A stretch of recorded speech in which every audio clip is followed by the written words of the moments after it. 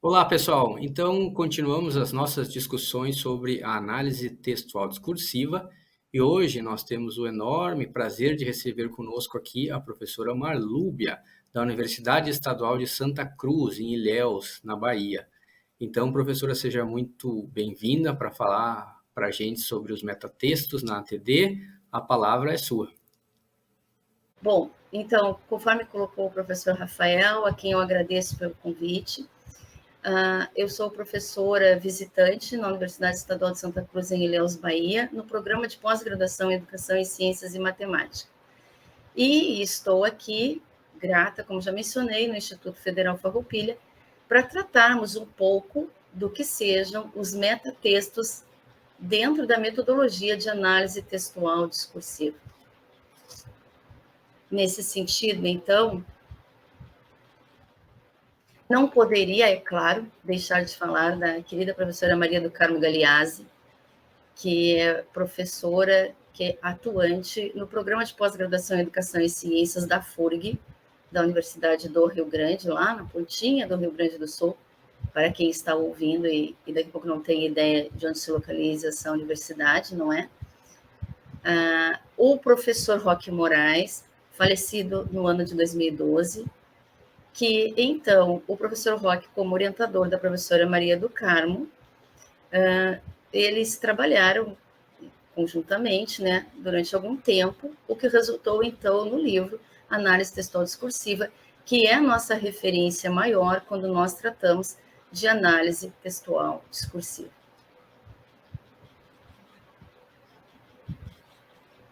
Nesse sentido, eu não poderia, né, deixar de mencionar que a análise textual discursiva é uma construção de metatextos analíticos, que expressam os sentidos lidos num conjunto de dados. E é por isso, exatamente por essa característica de ser constituídas por esses metatextos analíticos, que nós temos que ter atenção a quais os elementos que nós vamos relacionar para, então, podermos dizer que produzimos um metatexto que dá conta do começo, do fechamento, e começo e fechamento parecem contraditórios, mas não, porque estamos falando, então, daquilo que seria ali o final da análise. Essa estrutura textual, ela é construída, então, por meio das categorias e subcategorias, porque essas categorias, elas não surgem prontas e delimitadas, elas são lapidadas, elas passam por níveis no caminho da construção. Desse modo, então, é por isso que na análise textual discursiva nós temos o uso, eu diria que até especial, de um tipo de metatexto, porque precisamos dar conta dessas categorias nesse momento de fechamento da análise, para que então se entenda que a análise cumpriu todo o seu papel. Eu não quero me adiantar, e eu vou até acompanhar aqui pelo material que eu imprimi dos slides, porque senão a gente termina dizendo muito algumas coisas antes, e aí vai pulando algumas etapas. Deixa eu colocar aqui porque tá. Para não me perder aqui e não me adiantar em minha fala. Nesse sentido, o que seriam esses conjuntos de textos? A análise textual discursiva tem sido amplamente utilizada. Então, pode ser que esses conjuntos de textos sejam materiais que resultam dos resultados de questionários enviados online para professores ou para profissionais de outras áreas, buscando compreender o que dizem, ou o que registram, ou o que comunicam essas pessoas.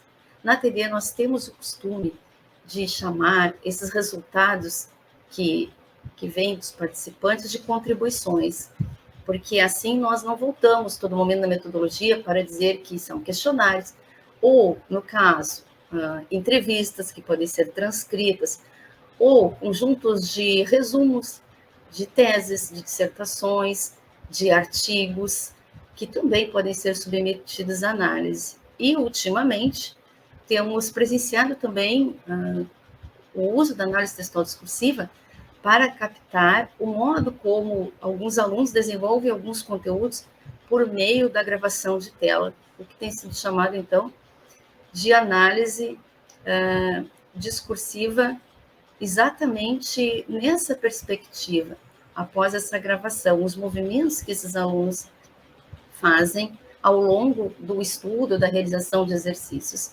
No nosso caso, matemático, mas nada impede que sejam também realizados em outras áreas.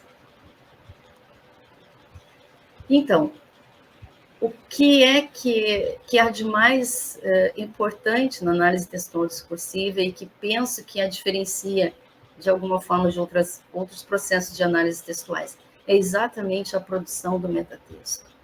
Então, é por isso que temos tido todo o cuidado no momento de comunicar, quando chegamos nessa etapa da análise em nossos artigos e publicações, porque, às vezes, esse momento da análise ele é confundido com o final do artigo, com o final da pesquisa.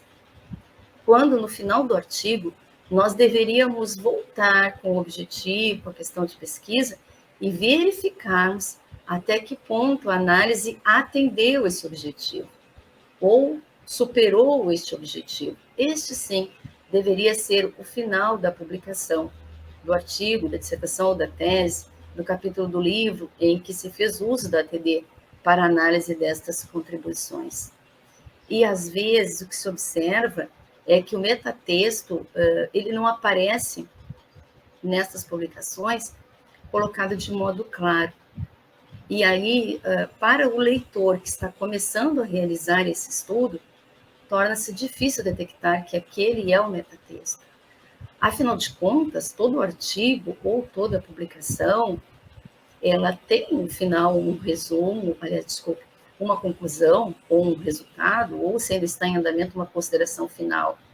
Mas isso não significa que ali esteja o metatexto. Então, nós temos que ter um pouco de cuidado na hora de delimitar até onde nossa metodologia nós estamos apresentando os passos da análise textual discursiva. Nesse sentido, nós consideramos que realizamos a análise textual discursiva se passarmos pela unitarização de toda a contribuição que recebemos, e como eu reportei anteriormente, pode ser que essa unitarização venha de diferentes materiais submetidos à análise, desde que estejam transformados em textos. Essa unitarização passa por uma desconstrução e por uma construção, e aí então nós temos ali a ideia do significado e dos sentidos. Na primeira leitura, embora às vezes pareça que há uma mistura do que seja significado e sentido, o que se percebe é que nós vamos realizando essa primeira leitura para a interpretação com base exatamente nas palavras que são comunicadas por esses participantes. E depois nós vamos lendo, relendo, reescrevendo, e vamos captando, então, o sentido que há nessa contribuição. Quanto mais leituras nós realizarmos, maior será, então, essa impregnação desses sentidos. É por isso que se diz que a análise textual discursiva é uma metodologia de análise recursiva, porque você precisa dispor de algum tempo para essas idas e vindas ao texto, até que você possa, então, aceitar que conseguiu obter daqueles dados, naquele momento em que realiza a análise, toda a contribuição possível. Por que naquele momento? Porque não raras as vezes nós tomamos um pouco de distância do texto e voltamos uma semana depois e realizamos uma releitura e percebemos que as contribuições podem ir ainda bem mais além daquilo que pensávamos. Propositalmente, ali, eu teria um movimento, mas como esse aplicativo não lida com movimentos, eu precisei retirar.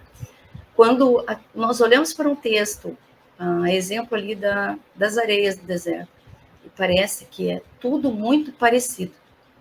Conforme nós vamos lendo e vamos olhando um pouco mais de perto cada contribuição, vamos retornando, vamos desconstruindo novamente, nós percebemos que não, que há alguma contribuição que talvez não tenhamos percebido nas primeiras leituras, que poderá, então, oferecer algo mais ao nosso estudo, à nossa pesquisa. Desse modo, é preciso, que se atenda exatamente à pergunta fenomenológica que é disposta por Edmundo Husserl. é preciso ver o que se mostra, é preciso ver o que acontece enquanto algo acontece. E é assim que nós vamos entender, então, o fenômeno dentro da análise textual discursiva. E é nesse ver o que acontece enquanto acontece, quando eu estou fazendo análise de uma situação que está sendo colocada em exame, em desconstrução, de acordo com o meu objetivo de pesquisa, que os autores, Moraes e Galeazzi, na obra de 2011, afirmam que o próprio pesquisador passa por um processo de transformação ao longo da realização da análise textual discursiva. Então, não é apenas o objetivo da pesquisa que é refinado, mas é também o processo de leitura e de escrita desse pesquisador. E, é claro, após o compreender o seu processo imersivo, hermenêutico, a sua interpretação.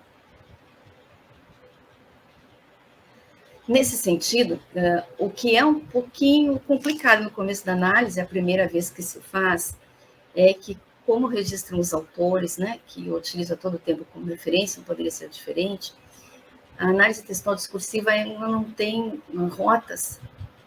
E mesmo para quem já faz há algum tempo, mudando o documento que está sendo analisado, às vezes você fica realmente introspectivo. Como é que eu vou proceder aqui? Pode ser que eu analise um termo em um documento oficial. Então, é diferente essa contribuição que eu estou buscando daquele documento, daquele caminho que eu adotaria analisando, por exemplo, as respostas de um questionário enviado por e-mail e o participante, então, me devolve aquelas respostas mais pontuais. Num documento, eu vou precisar analisar talvez um parágrafo, talvez uma página, para captar o sentido do termo que eu estou procurando, que ali foi utilizado, para daqui um pouco poder ver o que se mostra, qual é a componente filosófica, qual é a intencionalidade do uso daquele termo. E isso é muito comum na nossa área educacional, nós temos esta preocupação. Nesse sentido, como pensamos esse metatexto? Podemos pensar essa construção como um processo artesanal, mas não é um processo artesanal realizado onde o pesquisador faz quaisquer escolhas e isso não trará resultados para essa pesquisa. E ele é artesanal no sentido de que, lidando com determinados documentos, preparando esses documentos para análise, claro que tudo isso alinhado ao meu objetivo de pesquisa, eu não sei o que virá, não está pronto e acabado, eu não consigo detectar quais as categorias eu vou encontrar, trabalhando em categorias emergentes, no final desse estudo. Então, há um suspense em todo o tempo, não é? Que, às vezes, é traduzido por quem começa esse processo de análise com uma certa insegurança nesse trabalho. Não há modelos a seguir. Bom, mas como nosso objetivo aqui é trabalharmos exatamente com metatexto, não poderia deixar de trabalhar, não é? Com esse prefixo, com esse meta. O que significa esse meta? Como eu disse lá no início, não era contraditório falar em limite, falar em término e daqui a pouco falar em início. Porque o metatexto, ele promove exatamente isso na análise textual discursiva, que você vai buscar daqui a um pouco uma categoria que era inicial, mas que se mostrou ali como uma forte contribuinte para o seu trabalho. Aqui eu não falo em frequência, porque uma forte contribuinte pode ser que tenha sido mencionada uma única vez, mas ela tem importância para o meu objeto de pesquisa. Então, ela se torna um elemento a ser muito considerado no meu trabalho. Então, é nesse momento em que aquilo que estava lá no começo vem a participar disto que é o final da análise, porque eu volto, eu recorto e eu coloco aquela categoria numa relação com os elementos do final da análise. Nesse sentido, as minhas categorias na análise textual discursiva, elas estão sempre abertas ao novo. Semelhante à análise de conteúdo que trata a categoria por caixas, mas terminando a semelhança, eu diria que mais ou menos por aí, porque a análise textual discursiva tem nas suas categorias a perspectiva de caixas abertas, porque não há nenhuma dificuldade de que algo que eu recortei do documento ou que apareceu como contribuição de uma entrevista ou de um questionário ou de um resumo de tese, dissertação ou artigo, que esse elemento ele também esteja em outras categorias, que ele também impulsione a formação de outras categorias.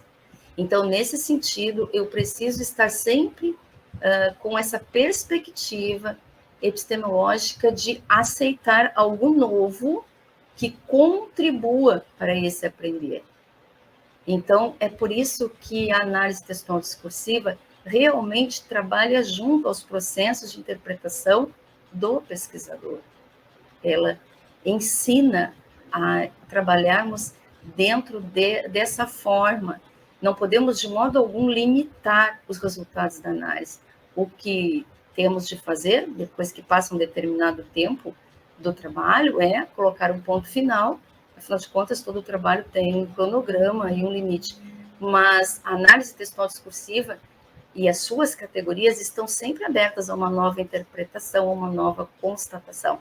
E é por isso que, quando comunicamos essa categoria nos nossos artigos, precisamos ter ali muita clareza para que o leitor entenda a forma como ela foi obtida. Nesse sentido, aqui eu tentei rever os slides quando verifiquei que era esse aplicativo, mas mesmo assim sobrepôs ali as palavras, né? Nós vamos ter muitas contribuições de parte dos participantes, que nós chamamos de respondentes, se for o caso, ou generalizamos por contribuições. Não procuramos dar ênfase aos participantes durante a metodologia, claro que eles são importantes, sem sua presença nós não teríamos o estudo, mas o que importa para nós é a contribuição em si, é o que advém desses participantes. Temos, então, o papel do pesquisador, porque na análise textual discursiva o pesquisador se mostra e o pesquisador contribui no momento do metatexto, e temos também o papel dos autores, não é? Trata-se de um trabalho científico e de uma metodologia de análise qualitativa que, por óbvio, reconhece ali a presença de todos os conceitos, de todos os autores, quer sejam pesquisadores, quer sejam teóricos, que contribuem para o estudo que está sendo realizado. Nesse sentido, todas essas amarrações, não é? Toda essa condução, toda essa postura vai sendo realizada sempre voltando e tendo atenção se eu estou atendendo ao meu objetivo de pesquisa. Eu retirei do slide, mas mesmo assim aqui manteve essa marca. Ali seria captar o novo emergente. E aqui embaixo seria exatamente onde estaria na tarja verde, a questão do metatexto. Se é bem verdade que a análise se constitui, pelo menos, de unitarização, categorização e escrita do metatexto, é no metatexto em que nós vamos, por meio da apresentação dessas categorias que surgiram, por meio da contribuição do pesquisador, que vai, então, ao analisar essas categorias, perceber ali a presença tanto dos teóricos quanto dos pesquisadores, e vai fazer, então, essa costura. Aqui eu trouxe um recorte do Tempestade de Luz, porque é o artigo que abre, não é o livro que tomamos por base, mas a análise, esse Tempestade de Luz, ele é uma referência do ano de 2013, então, assim, a gente precisa ter um pouquinho de cuidado quando relaciona a análise textual discursiva a esse artigo, porque a própria análise textual discursiva, ela foi passando por denominações que a foram diferenciando ao longo das épocas. Então, ele como seria um documento de base, mas para nos referirmos ao que a análise textual discursiva é hoje a forma como utilizamos, é melhor utilizarmos os livros que foram reeditados, não é? Como referência, então, para tratarmos dessas unidades, dessas categorias e desse metatexto. Nesse sentido, eu trouxe aqui um exemplo de metatexto, Um recorte, então, da análise realizada por Martins, agora no ano de 2022, procurei trazer um trabalho bem próximo de nossa época, onde, então, ele faz em sua dissertação essa apresentação. Aqui trata-se, então, de uma análise que foi realizada com o apoio do software Amutec, uma vez que ele analisou dissertações e teses, e aí o volume de trabalho tornou-se um pouco maior para um processo que a gente reconhece como artesanal, quando nós utilizamos quadros e tabelas e vamos fazendo esse preenchimento via Word. Dado o número de dissertações e de teses, então foi preciso, e no caso não teríamos como concluir essa dissertação em tempo se não fosse o uso do software. Aqui, então, ele apresenta no seu capítulo de metodologia, ATD, sinaliza o leitor que vai fazer a apresentação do metatexto e traz a categoria, traz o referencial teórico que vai fundamentar essa categoria e traz também as contribuições, as dissertações e as teses que foram assim dando um formato, foram construindo, foram estruturando essas categorias. Aqui, então, ele trouxe as categorias finais para ir apresentando, então, essas partições. E ele vai fazer isso categoria a categoria. E é da junção desses textos que nós temos, então, a comunicação do final da nossa análise. Aqui, então, nós teríamos a contribuição do próprio pesquisador, reunindo, então, tudo que emergiu da leitura de todas as dissertações e teses e colocando, então, de que forma ainda há espaço para publicações e para estudos em relação ao que está posto pelos pesquisadores, que tratam, então, do assunto ali tratado por ele, que foi a resolução de problemas. Bom, então, o metatextos, ele está cheio de marcas do pesquisador, marcas do referencial teórico ou dos pesquisadores que estudam aquela temática e das contribuições, ou seja, dos documentos que eu utilizei para construir este texto do texto, ou seja, este metatexto.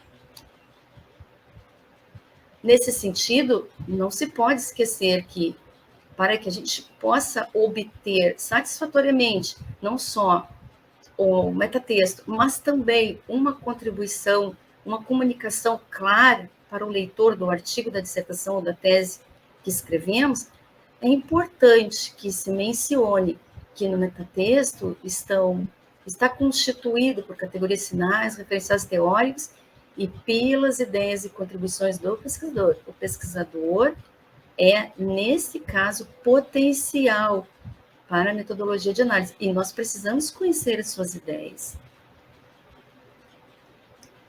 É claro que leva um tempo, não é? Para que a gente consiga fazer todas essas amarrações e ter essa experiência com a metodologia para que a gente consiga comunicar isso de modo claro.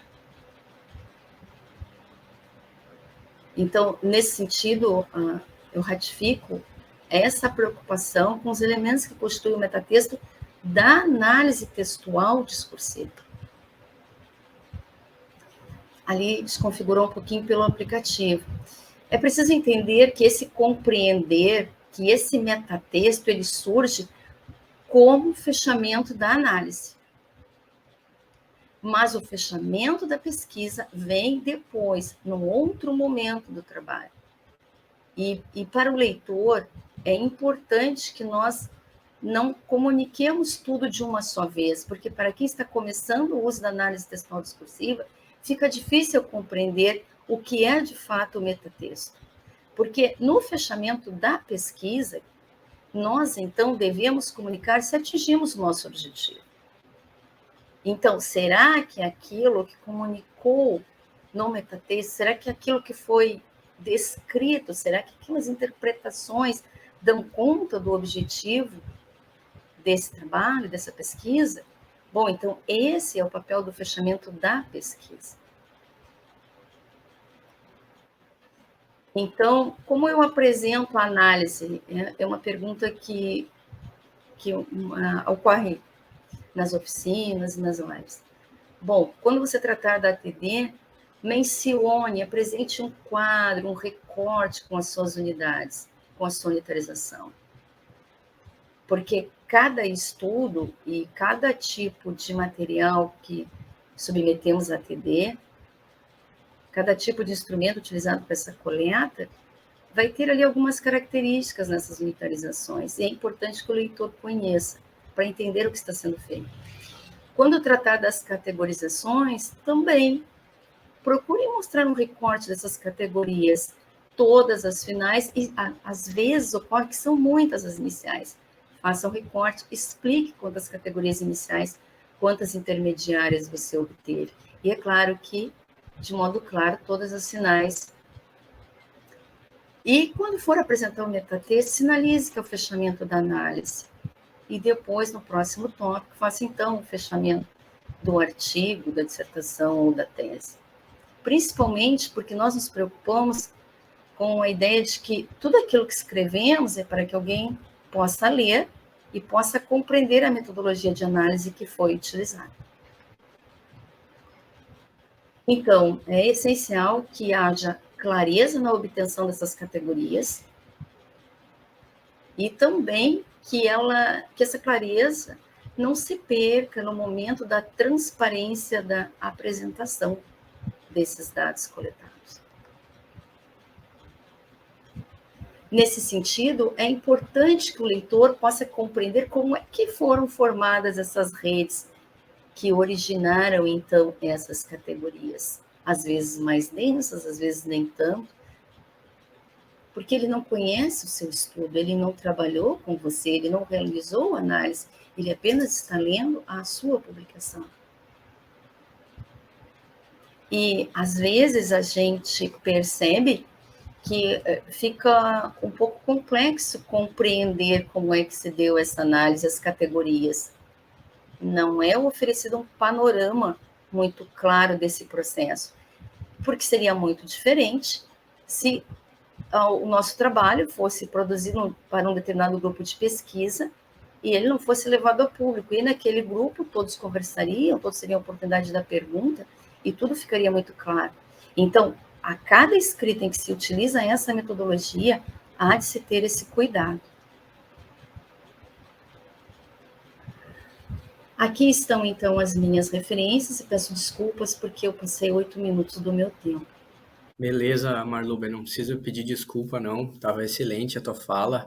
Acredito que a gente aprendeu bastante, várias ideias legais e que são complementares às ideias de outros colegas que falaram conosco. Eu queria te fazer uma pergunta. Tu falou ali da importância do autor se mostrar, da interpretação do pesquisador na construção dos metatextos, né? Então, isso quer dizer que, dependendo de quem lê as contribuições, no caso de questionários, por exemplo, respondido por professores, e da teoria dessa pessoa que lê essas respostas, eu posso ter metatextos completamente diferentes, certo? Dependendo de quem faz a pesquisa. É isso? Eu acho que completamente diferentes é um pouco forte na pesquisa qualitativa, mas eu acho que diferenciados. Porque, por exemplo, nós podemos estar em uma aula, principalmente nós que viemos muito dessa aula expositiva, onde o professor traz um conceito, e ele pode, até na lousa, colocar o conceito com todas as palavras ali, não deixar nada, nenhuma vírgula fora do lugar. E mesmo assim, nesta sala, se nós tivermos 10 alunos, é possível que existam até divergências na compreensão. Então, isso depende muito da forma como essa pessoa compreende, não é? Porque na pesquisa qualitativa, segundo Minói, nós trabalhamos primeiro com compreender, depois com interpretar. Por isso. E como nós estamos sempre, vamos dizer assim, no aguardo dessa interpretação, essas diferenciações podem ocorrer. Claro que não vai ser, dificilmente, acredito, né? Eu não vou cometer esse equívoco de dizer nunca, jamais, porque a gente sabe que não é correto. Mas eu não acredito que vão acontecer divergências se o pesquisador realizou a devida imersão sobre seus dados. Se ele destinou tempo suficiente para ler, para reler, para tentar obter a saturação daquelas contribuições.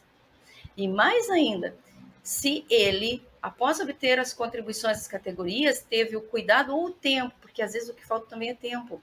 A gente tem que falar de modo prático desse processo de análise, ele é bem demorado. Se ele conseguiu devolver essas contribuições para os participantes, para que eles possam ali, então, ler e, olha, e concordar. Porque quando eu busco um recorte, eu busco exatamente da entrevista, a fala, ou a descrição do questionário daquela contribuição. Então, tem que ser fiel ao que está ali. Quando eu busco, porque ela foi forte o suficiente para daqui um pouco construir uma categoria ou oferecer, assim, aquela intuição para aquela categoria, então eu vou buscar lá exatamente o que estava escrito, o que estava descrito. Então eu posso devolver esse material para que posso, e na verdade eu devo, né? É um compromisso ético. Voltar para que esses participantes possam então validar isso. Mas